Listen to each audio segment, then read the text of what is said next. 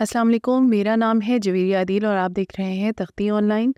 گائے کی نسل میں ایک وائرس پھیل رہا ہے جو کہ انسانوں کے لیے جان لیوا ثابت ہو سکتا ہے۔ اس وائرس کو bird flu virus, influenza virus اور H5N1 کے طور پر جانا جاتا ہے۔ گائے کی نسل میں یہ وائرس پرندوں سے منتقل ہوا ہے۔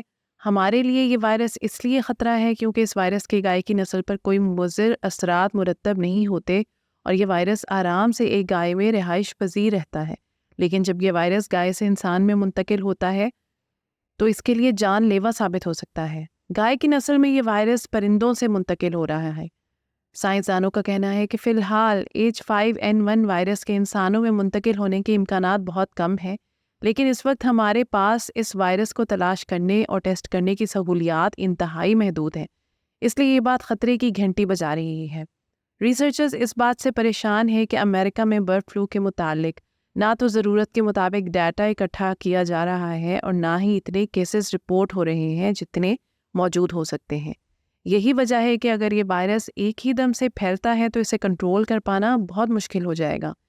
اس حوالے سے ایزابیلا ایکرل کا کہنا ہے کہ اس سلسلے میں ہم نہ ہونے کے برابر کام کر رہے ہیں۔ یاد رہے کہ ایزابیلا جینیوا، سوئٹزرلینڈ میں تیزی سے پھیلتی ہوئی وبائی امراض کی تشخیص اور علاج کے لیے قائم کیے گئے ادارے کی سربراہ ہیں۔ ان کا کہنا ہے کہ فی الحال اس وائرس کے گائے کی نسل سے انسانوں میں یا ایک انسان سے دوسرے انسان میں منتقل ہونے کے امکانات کم ہیں۔ اس کی وجہ یہ ہے کہ یہ وائرس فی الحال تک اتنا ایوالو نہیں ہوا، لیکن اگر ایسا ہوتا ہے تو ہمیں ایمرجنسی حالات کا سامنا کرنا پڑ سکتا ہے۔ H5N1 وائرس گائے کی نسل میں بھی ویسے ہی منتقل ہوتا ہے جیسے پرندوں میں، کیونکہ جب یہ وائرس گائے میں منتقل ہوتا ہے تو یہ اس کے سیلز میں موجود ان حصوں کو نشانہ بناتا ہے جن حصوں کو پرندوں میں منتقل ہوتے ہوئے ٹارگٹ کرتا ہے۔ سیل میں ٹارگٹ کیے جانے والے ان حصوں کو ریسیپٹرز بھی کہا جاتا ہے، لیکن اس حوالے سے تھامس پیکاک کا کہنا ہے کہ وہ ریسیپٹرز جنہیں یہ وائرس نشانہ بناتا ہے انسان کے نظام تنفس یعنی ریسپائریٹری سسٹم میں موجود نہیں۔ Thomas peacock Imperial college London میں وائرولوجسٹ ہیں۔ اس وائرس نے اپنے آپ میں کچھ تبدیلیاں کی ہیں جس کی بدولت یہ پہلے کی نسبت زیادہ مضبوط ہو کر میملز میں اپنی کاپیاں بنا سکتا ہے۔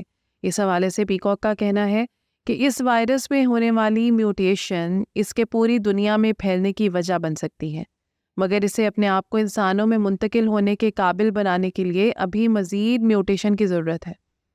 سائنسدان اس وائرس کے ارتقاء کو سمجھنے کے لیے کئی طرح کی تراکیب کو استعمال کرنے کے لیے بےتاب ہے، لیکن ایکرل کا کہنا ہے کہ ان تراکیب کو استعمال کرنے سے قبل اس ڈیٹا تک رسائی حاصل کرنا ضروری ہے کہ اس کی وجہ سے آخر کہاں کہاں انفیکشن ہو رہے ہیں، لیکن فی الحال ہمارے پاس یہ ڈیٹا دستیاب نہیں۔ اس حوالے سے کینیڈا کی یونیورسٹی آف سیسکیچوان سے تعلق رکھنے والی وائرولوجسٹ ڈاکٹر اینجلا ریسمیوسن کا کہنا ہے کہ گورنمنٹ اپنی پالیسیوں کی وجہ سے کارآمد معلومات کے بجائے اندازوں پر انحصار کر رہی ہے، اور یہی سب سے بڑا مسئلہ ہے۔ امریکہ میں اس وائرس کے متعلق ڈیٹا بر وقت موصول نہیں ہو رہا۔ اسے آپ اس طرح سمجھ سکتے ہیں کہ اس وائرس کی پہلی مرتبہ مارچ میں گائے کی نسل میں تشخیص ہوئی، لیکن جب سائنسدانوں نے وائرس پر ریسرچ کی تو انہیں معلوم ہوا کہ یہ نومبر 2023 میں منتقل ہوا اور تب سے کئی متاثرہ جانوروں میں موجود ہے۔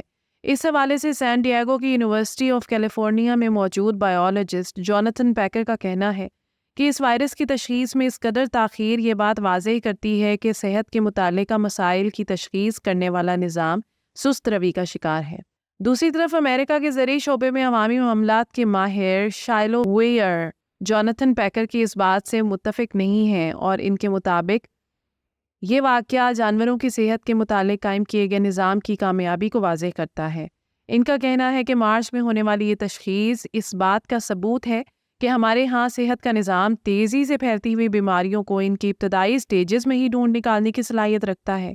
اس حوالے سے ریسرچرز کا کہنا ہے کہ امریکہ کا زرعی شعبہ بیماری کی تشخیص کے متعلق سست روی کا شکار ہے، کیونکہ جب ایگریکلچر ڈپارٹمنٹ نے وائرس کی تشخیص کی تو اس کے کئی ہفتے بعد اس کے متعلق جینیاتی مواد منظر عام پر لایا گیا۔ اس حوالے سے فی الحال تک کی گئی ضروری معلومات منظر عام پر نہیں لائی جا سکی۔ ابھی تک کوئی نہیں جانتا کہ یہ سیمپل کب، کہاں اور کس اسپیشی سے لیے گئے۔ ریسرچرز کا کہنا ہے کہ اگر یہ معلومات منظر عام پر لائی جائیں تو یہ سمجھنے میں آسانی ہوگی کہ یہ وائرس کس طرح ارتقاء کی منازل طے کر رہا ہے۔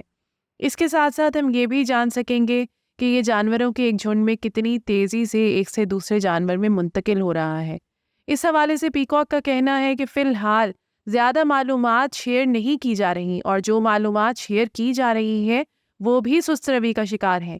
اگر اس وائرس کو ایک وبائی مرض کے طور پر دیکھا جائے تو معلومات کی فراہمی میں اس قدر کمی اور تاخیر ایک مضحکہ خیز عمل ہے۔ اس تناظر میں امریکہ کے زرعی ڈپارٹمنٹ سے تعلق رکھنے والے ویئر کا کہنا ہے کہ ابتدائی طور پر انہوں نے معلومات کو عام ٹیگز لگا کر شائع کیا۔ ان ٹیگز میں USA اور 2024 جیسے ٹیگز شامل تھے، لیکن جلد ہی وہ ان معلومات کو مکمل طور پر GISAID جیسے مشہور ڈیٹا بیس پر شیئر کریں گے۔ ریسرچرز کا کہنا ہے کہ زرعی ڈپارٹمنٹ نے یہ معلومات بھی شیئر نہیں کی کہ کتنے جانوروں کو ٹیسٹ کیا گیا ہے اور ان میں سے کتنے فیصد جانور وائرس سے متاثر ہیں۔ اس وجہ سے ریسرچرز کو یہ سمجھنے میں مشکلات کا سامنا ہے کہ آیا یہ وائرس پھیل رہا ہے، پھیل چکا ہے یا اس کا پھیلاؤ کم ہو رہا ہے۔ جبکہ اس حوالے سے ویئر کا کہنا ہے کہ نیشنل لیبارٹریوں نے کم و بیش 7500 ٹیسٹ کیے ہیں، لیکن یہ بات واضح نہیں کرتی کہ آیا یہ سیمپل 7500 مختلف جانوروں سے لیے گئے ہیں یا ایک ہی جانور سے کئی بار سیمپل لیا گیا ہے۔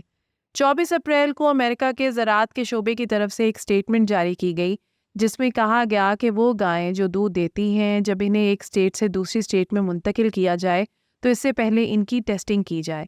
اگر کسی گائے کا ٹیسٹ مثبت ہو یا وہ انفلوئنزا وائرس کا شکار ہو تو اس کے متعلق اتھارٹیز کو آگاہ کیا جائے۔ ویئر کا کہنا ہے کہ اس سے انہیں یہ سمجھنے میں مدد ملے گی کہ یہ وائرس کہاں کہاں تک پھیل چکا ہے، مزید یہ کہ اس عمل کی بدولت اسے مزید پھیلنے سے روکا جا سکے گا۔ ریسرچرز کا کہنا ہے کہ اور زیادہ ٹیسٹنگ کی ضرورت ہے۔ اب تک امریکہ کی 9 ریاستوں میں تقریباً 51 کے قریب گایوں میں اس وائرس کی تشخیص ہو چکی ہے۔ اس کے علاوہ ایک شخص میں بھی H5N1 وائرس پایا گیا ہے، لیکن اصل نمبر اس سے کہیں زیادہ ہو سکتے ہیں۔ اس سلسلے میں پیکاک نے کہا ہے کہ اس وقت اس وائرس سے ایک سے زیادہ افراد کے متاثر ہونے کا اندیشہ ہے۔ ریسرچرز کا کہنا ہے کہ نہ صرف فارمز میں موجود انسانوں اور مویشیوں کا وائرل RNA کی موجودگی کا ٹیسٹ ہونا چاہیے، بلکہ اس وائرس کے خلاف مزاحمت کرنے والی اینٹی باڈیز کا ٹیسٹ بھی ہونا چاہیے، کیونکہ اگر کسی میں اس وائرس کے خلاف لڑنے والی اینٹی باڈیز موجود ہیں تو اس کا براہ راست یہ مطلب ہے کہ ماضی میں یہ شخص اس وائرس کا شکار ہوا تھا۔ ایکرل نے کہا ہے کہ یہ ایک ایسا کام ہے جسے ایمرجنسی بنیادوں پر کیا جانا چاہیے۔ اس وائرس کی ٹیسٹنگ کے حوالے سے ویئر کا کہنا ہے کہ ان کی ٹیم کوشش کر رہی ہے کہ وہ اینٹی باڈی ٹیسٹ جسے پرندوں پر کیا جاتا تھا اسے ماڈیفائی کیا جائے تاکہ اس کی مدد سے گائے کے دودھ اور خون کو ٹیسٹ کیا جا سکے۔ متاثرہ جانوروں کے فضلہ جات اور ان کے اندرونی اعضاء سے لیے گئے سیمپل یہ سمجھنے میں مددگار ثابت ہو سکتے ہیں کہ یہ وائرس جسم کے کون سے حصے میں اپنی کاپیاں بنا رہا ہے۔ اس سے ہم یہ بھی سمجھ سکیں گے کہ یہ وائرس باقی جانوروں میں کس طرح منتقل ہو رہا ہے۔ ایکرل کا کہنا ہے کہ اگر یہ وائرس متاثرہ جانوروں کے دودھ کو چھونے سے پھیلتا ہے تو اسے کنٹرول کرنا آسان ہے، لیکن اگر یہ وائرس ہوا کے ذریعے پھیلتا ہے تو نہ صرف اسے کنٹرول کر پانا انتہائی مشکل ہے، بلکہ اس صورت میں فارمز پر کام کرنے والے لوگوں کی زندگیاں بھی داؤ پر لگی ہوئی ہیں۔ ویئر کا مزید کہنا ہے کہ امریکہ کا زرعی شعبہ اس وائرس کے پھیلاؤ کے متعلق مزید ڈیٹا اکٹھا کر رہا ہے۔ اس کے ساتھ ساتھ ریسرچرز یہ جاننے کی کوشش بھی کر رہے ہیں کہ یہ وائرس جانوروں کو کس طرح اور کس حد تک متاثر کرتا ہے۔ ریسرچرز کے مطابق کم ٹیسٹنگ کی وجہ کسانوں کی عدم دلچسپی بھی ہے، کیونکہ وہ نہیں سمجھتے کہ ان کے جانور کسی بھی قسم کے وائرس سے متاثر ہیں۔ اس وائرس کے پھیلاؤ کو دیکھتے ہوئے ریسرچرز کا کہنا ہے کہ گورنمنٹ کی طرف سے کسانوں میں اس حد تک خود اعتمادی پیدا کرنے کی ضرورت ہے کہ اگر وہ اس وائرس سے متاثر ہو کر بیمار ہوتے ہیں تو بلا خوف و خطر اس کے لیے ٹیسٹنگ کروائیں تاکہ اس وائرس کو ایک وبا بننے سے روکا جا سکے۔ تو یہ تھی آج کی ویڈیو۔ امید کرتی ہوں کہ یہ ویڈیو آپ کے لیے بہت انفارمیٹیو اور دلچسپ رہی ہوگی۔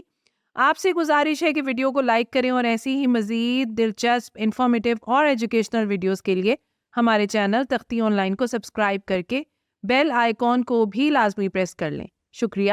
ملتے ہیں ایسی ہی کسی نئی ویڈیو میں۔ مجھے دیجیے اجازت۔ اللہ حافظ۔